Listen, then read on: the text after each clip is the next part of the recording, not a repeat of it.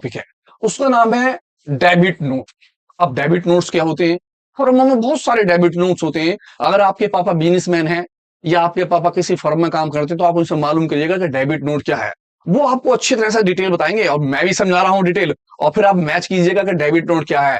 कहता when goods return, जब आप माल क्या कर देते हैं, वापसी कर देते हैं टू द सप्लायर, उस सप्लायर को जिससे आपने माल क्या करा होता है, परचेज करा होता है। आप सेकंड लैंग्वेज में कह देते हैं परचेज रिटर्न। जब आप माल किसी सप्लायर को वापसी करते हैं, इस कंडीशन के अंदर डेबिट नोट्स लिखे जाते हैं, क्योंकि वहां से बिल बन चुका होता है और आपके पास सपोज कीजिए आपने 5,000 का माल परचेज करा, तो आपके पास 5,000 का बिल आ चुका होता है। अब इस बिल के अंदर कटिंग तो नहीं हो सकती। अब आपका ये बिल बन गया, अब बिल बैठा 5,000 रुपए का, तो इस बिल के अंदर कटिंग तो नहीं होगी। लेकिन जब आप माल रिटर्न कर देंगे तो वहां से वो आदमी आपको एक डेबिट नोट इशू कर देगा।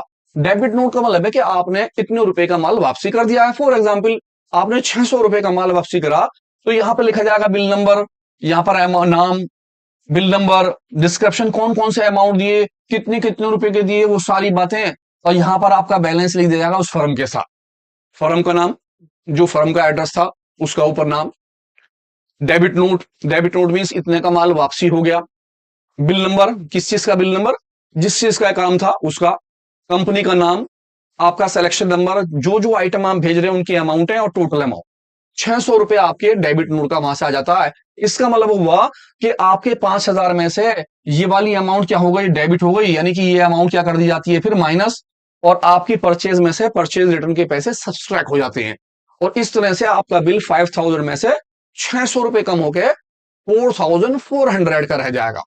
तो जब हम कोई भी बिल लिख देते हैं तो वो बिल काटा नहीं जाता है, वो bill as it is amount का रहता है।